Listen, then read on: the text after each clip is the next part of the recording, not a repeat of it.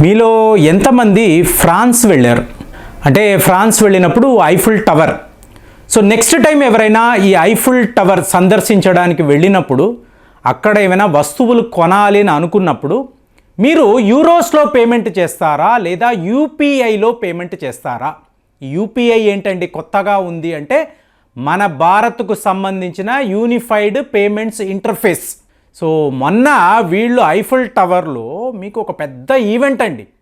ఈ ఈవెంట్లో మన భారతదేశానికి సంబంధించిన అంటే national payment corporation of India, ఇది ఒక విప్లవం అండి, ఒక రెవల్యూషన్.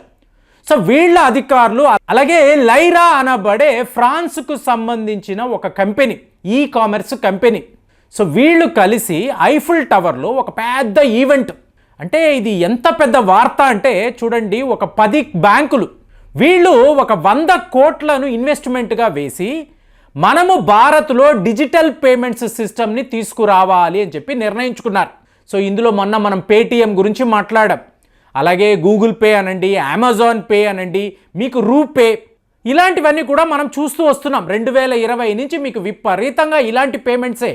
కానీ ప్రపంచంలో ఏ ఒక దేశము కూడా చెయ్యలేని పనిని భారత్లో మనము చేసి చూపించాం. సో ఇప్పుడు ఈ యూపీఐ, యూనిఫైడ్ పేమెంట్ ఇంటర్ఫేస్ అనేది ఏ లెవెల్లో ఒక విప్లవాన్ని సృష్టిస్తుంది అంటే సింగపూరు, మలేషియాలో వాళ్ళు ఇలాంటి ఒక సిస్టమ్ని తీసుకొచ్చారు. సో వాళ్ళు ఇండియా సపోర్ట్తో, ఇండియా టెక్నాలజీతో, ఏంటండి అడ్వాన్స్డ్ కంట్రీస్, వీళ్ళు ఇండియా యొక్క యూపీఐ మోడల్ను ఫాలో అయ్యారు. అంటే మన టెక్నాలజీ, మన ఎక్స్పర్టైజ్ ఎలా ఉందో చూడండి. సో వాళ్ళు అలాంటి ఒక సిస్టమ్ని తీసుకువచ్చి ఇవాళ భారత్కు సంబంధించిన యూపీఐతో మేము అనుసంధానము చెయ్యబోతున్నాము అంటే ఎలాంటి వార్త చూడండి. మోరోవర్ యూరోప్లో మీకు France happen to be the first country to use UPI.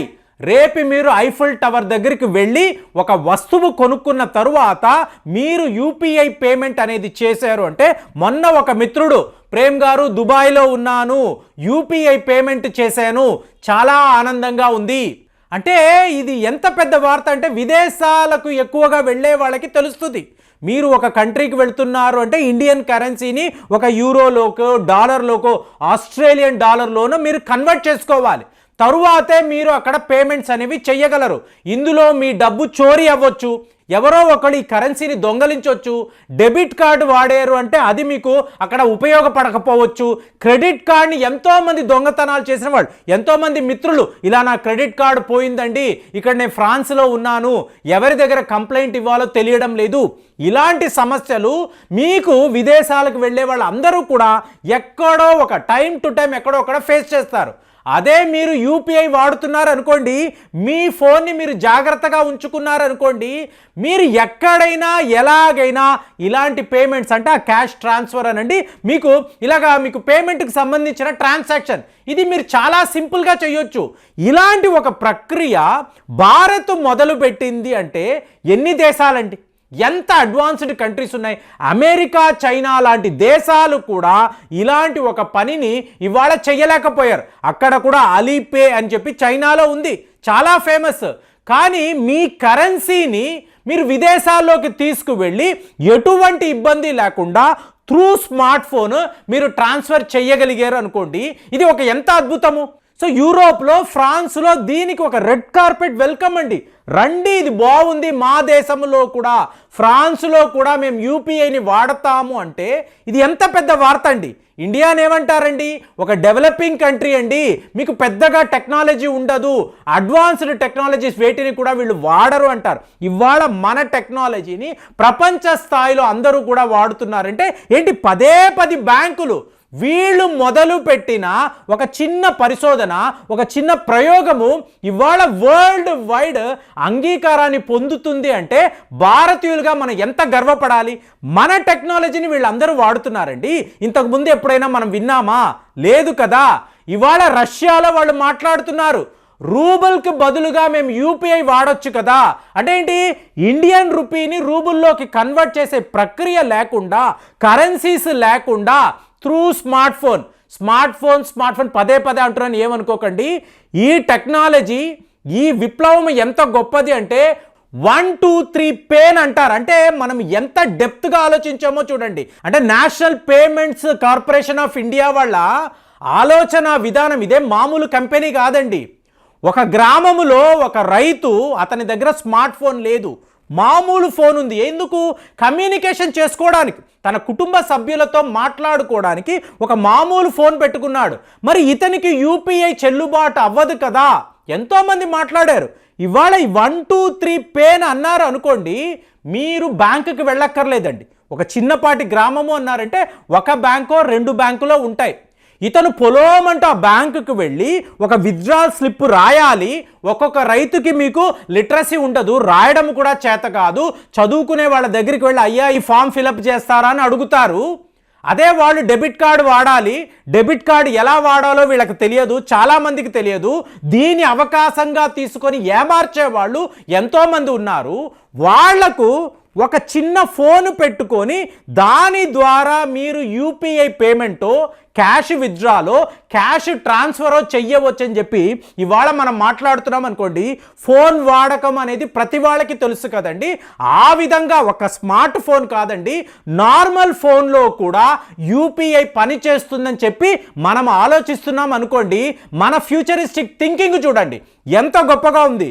రేపు ఒక ఫ్రాన్స్లో ఐఫిల్ టవర్లో మీరు ఒక స్మార్ట్ ఫోన్ని వాడి యూపీఐ పేమెంట్ చేసినప్పుడు, ఇక్కడ భారతదేశంలో ఒక చిన్నపాటి గ్రామంలో ఒక రైతు కూడా యూపీఐ పేమెంట్ చేస్తున్నాడు అంటే వీళ్ళ ఇద్దరిని మీరు కంపేర్ చేయండి. భారత్ యొక్క ఆ సోషల్ స్టేటస్ చూడండి. హైయెస్ట్ లెవెల్లోనూ మేమే ఉంటాము, లోయెస్ట్ లెవెల్లోనూ మా యూపీఐఏ పని చేస్తుందని చెప్పి ఇవాళ మనం మాట్లాడగలుగుతున్నామంటే ప్రపంచంలో ఏ ఒక దేశంలో అయినా ఇలాంటి ఒక సిస్టమ్ ఉంటుందా? మీకు ఒక రైతు గురించి ఆలోచిస్తారు, ఒక టాప్ క్లాస్ CEO గురించి కూడా ఆలోచిస్తారు. ఇద్దరూ కూడా ఒకే టైంలో యూపీఐ పేమెంట్ చెయ్యగలరు అన్నప్పుడు ఇవాళ అక్కడ అంత పెద్ద ఈవెంట్ చేశారు. ప్రతి ఒక్క ఫ్రాన్స్కు సంబంధించిన బ్యాంకింగ్ అధికారి ఇది ఒక అద్భుతం అండి, మీరు ఫ్రాన్స్లోకి ఇలాంటి టెక్నాలజీ తీసుకురావడము మేము అందరం కూడా స్వాగతిస్తున్నాము. రేపు యూరోప్లో ప్రతి ఒక్క దేశము కూడా ఈ యూపీఐని వాడాలని చెప్పి మేము అందరం కూడా ఆకాంక్షిస్తున్నామని చెప్పి వాళ్ళు మాట్లాడుతూ ఉంటే, అసలు ఆర్టికల్స్ చదువుతుంటే, ఆ వీడియోస్ చూస్తుంటే ఎక్కడ లేని భావోద్వేగాలు. అబ్బా, ఇంత గొప్ప పని మనం చెయ్యగలిగామా? 2020 నుంచి జస్ట్ 3 ఇయర్స్లో యూపీఐ అనేది ఒక విప్లవం లాగా, ఒక రెవల్యూషన్ లాగా ఇవాళ ప్రపంచమంతా కూడా స్ప్రెడ్ అవుతుంది. రేపు అమెరికాలో కూడా యూపీఐ సిస్టమ్స్ని తీసుకురావాలని చెప్పి వాళ్ళు భావిస్తున్నారు. ఎవరైనా ఎదుగుతున్నారు, వీళ్ళు మనల్ని డామినేట్ చేస్తారంటే ఇమీడియట్గా ఆపే అమెరికా కూడా ఇలాగ యూపీఐ సిస్టమ్స్ని వాళ్ళు ఆపలేరు. అంటే మీకు ఇండియన్ డయాస్పోరా ఉన్నారనుకోండి, వీళ్ళు విత్ ఇన్ ద ఫ్యామిలీ ఈ యూపీఐని వాడే ఏర్పాటు కూడా రేపు అమెరికా, కెనడాలో రావచ్చు. మా ఫ్యామిలీ మధ్య మేము ఒక నెట్వర్క్ పెట్టుకుంటాం. ఈ నెట్వర్క్లో ఎప్పుడు క్యాష్ ట్రాన్స్ఫర్ చేయాలన్నా, విత్డ్రాల్ చేసుకోవాలన్నా మా మధ్య మేము ఇలాగ ఒకరికొకరు ఇలాగ డబ్బు సహాయం చేసుకోవాలి, ఇలాగ ఆర్థికంగా మేము ఒక ఒప్పందాలను పెట్టుకోవాలి, ఒక నెట్వర్కింగ్ని క్రియేట్ చేయాలన్నప్పుడు యూపీఐ అనేది one of the best methods. ఇది ఫ్యూచర్లో with in Canada, with in America, with in Europe, Indian diaspora మధ్య జరిగే ఒక గొప్ప విషయము.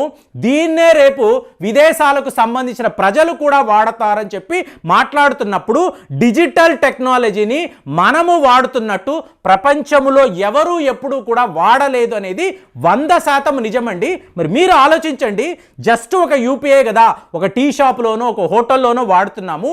ఇది ఇవాళ ఒక ఇంటర్నేషనల్ బ్రాండ్గా తయారవుతుందంటే భారతీయులుగా మనం ఎలా ఫీల్ అవ్వాలి, ఎంత గొప్పగా ఫీల్ అవ్వాలి ఆలోచించండి. ఆలోచించి కామెంట్స్లో దీనికి సంబంధించిన మీ ఒపీనియన్ ఎలా ఉందో తెలియజేయండి. మళ్ళీ వచ్చే వీడియోలో కలుద్దాం. జై హింద్.